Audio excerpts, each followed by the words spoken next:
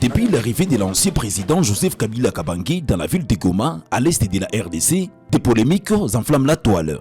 Pour une partie de l'opinion publique, notamment à Kinshasa, toute personne ayant rencontré l'ex-chef de l'État à l'Est serait automatiquement suspectée de collision avec le M23, mouvement considéré comme rebelle par le gouvernement congolais. Certaines voix vont jusqu'à accuser le Gomatration d'être des traîtres ou des collaborateurs du M23, sous prétexte qu'ils vivent dans une ville actuellement sous contrôle de l'AFC M23. Face à ces accusations, Wilfried Akilima Lilinjanja, juriste, chercheur indépendant, consultant et acteur engagé de la société civile, a tenu à réagir. Je ne suis pas trop d'accord avec le fait de dire que c'est du côté des Kinois. Il y a même certains amis à Goma et dans la région ici qui l'ont dit. Donc il y a une certaine catégorie des Congolais qui est déjà manipulée par une classe politique qui ne veut pas que les jeunes puissent avoir accès à différentes informations. Parce que jusque-là, nous n'avons écouté qu'une seule partie. Et en réalité, nous n'avons écouté que ce que les pouvoirs en place disaient, notamment les clans Tshisekedi. On n'a pas eu l'opportunité d'écouter une autre partie. Alors, quand on fait face à ce genre de discours, la jeunesse a l'impression qu'on ne veut pas que la jeunesse écoute une autre version. Alors, je pense que dire que tous les jeunes qui sont avec Kabila, qui ont vu Kabila, ou tous les chefs coutumiers qui ont vu Kabila, ou tous les opérateurs économiques regroupés sous la FEC qui ont vu Kabila sont membres du M23, je pense que c'est quand même négliger notre intelligence et nous prendre pour des gens qui n'ont pas leur tête pour la réflexion. Ce que je peux dire à toute la population congolaise, c'est que il est temps et il est urgent que nous puissions trouver une solution pacifique, politique et diplomatique par rapport à la crise actuelle dans notre pays.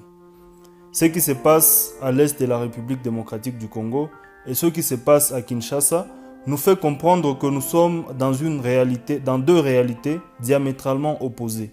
Il est temps que les populations de notre pays se mettent ensemble afin de conjuguer comme un seul peuple, comme un seul homme pour les biens de notre pays. Sur Internet, plusieurs images de Wilfried Akilima Lilinjanja aux côtés de Joseph Kabila Kabange ont alimenté les débats. Ils précisent le contexte de leur rencontre et partagent les attentes de la jeunesse gomatracienne à l'endroit de l'ancien chef de l'État. C'est pourquoi il est à Goma, tel qu'il l'a dit dans son allocution.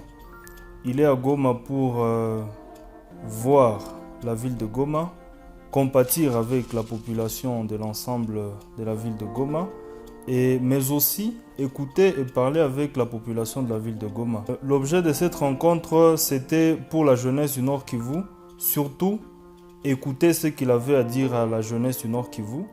Et il a beaucoup plus insisté à rappeler à cette jeunesse qu'elle a une part des responsabilités très importantes dans la résolution de la crise actuelle dans notre pays.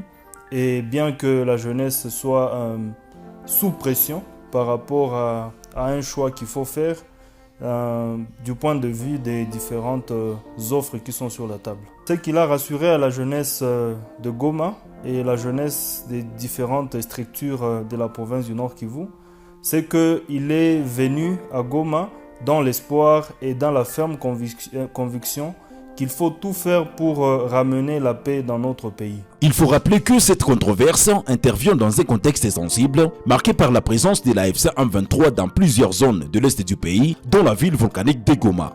Un débat qui soulève une fois de plus la question de l'unité nationale et de la reconnaissance des réalités régionales dans un pays aussi vaste que la République démocratique du Congo.